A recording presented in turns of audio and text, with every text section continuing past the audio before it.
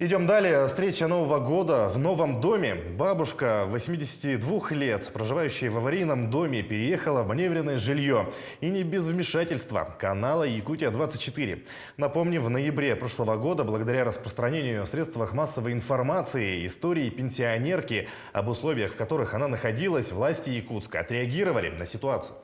В какой сейчас квартире живет пенсионерка, какую помощь ей оказали жители республики, расскажет Светлана Амосова. Весной и осенью дом двигается, штукатурка падает, ни один начальник сюда не заглядывает. В ноябре 2022 года стало известно о ребенке войны, проживающей в аварийном здании в центре Якутска. Лидия Игнатьевна жила в этом доме с 1977 года, а это 45 лет. Она рассказала, что условия в квартире нечеловеческие и непригодны для проживания. Даже нет возможности нормально помыться. Чтобы принять ванну, пенсионерке приходилось ездить по своим знакомым. Тут холодно, не могу перезимовать. Тут сейчас холодно, если 50 градусов будет, вообще хана будет.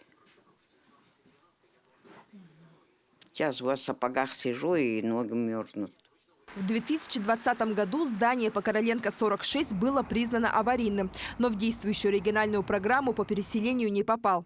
После публикации статьи в газете «Кым» и массового распространения в социальных сетях к Лидии Лыткиной выехала проверка во главе с мэром Якутска и прокурором города. Комиссией установлено, что действительно дом находится в ненадлежащем состоянии. Тогда прокурор заверил, что будет проведена проверка в действии должностных лиц. Предварительная, информации, опять-таки, исходя из анализа, который мы провели, и во взаимодействии с окружной администрацией, непосредственно с главой, этот вопрос также прорабатывался.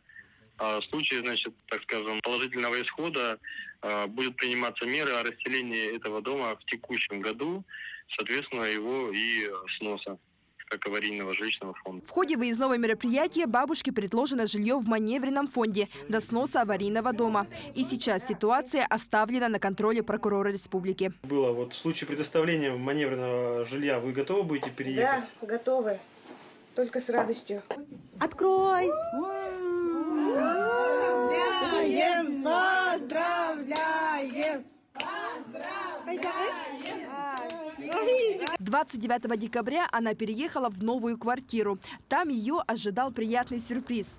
Десятки индивидуальных предпринимателей и неравнодушных граждан за 3 дня собрали 200 тысяч рублей и помогли с покупкой всей мебели и техники. Лидия Игнатьевна живет в этой квартире уже практически месяц и полностью довольна всеми условиями. Самое главное, у нее появилась своя ванна. Ей полностью обустроили кухню, комнату. На кухне есть все самое необходимое, начиная от холодильника, микроволновки и плитки, заканчивая всей кухонной утварью. Шок был у меня. Я не думала, в такой дом попаду, в квартиру. Как в раю попала. Я не думала, так и все будут помогать мне. И всем благодарна до конца жизни. Помощь столь многих земляков растрогала Лидию Лыткину. Она призналась, что родилась в деревянном доме, и вся ее жизнь прошла именно в них.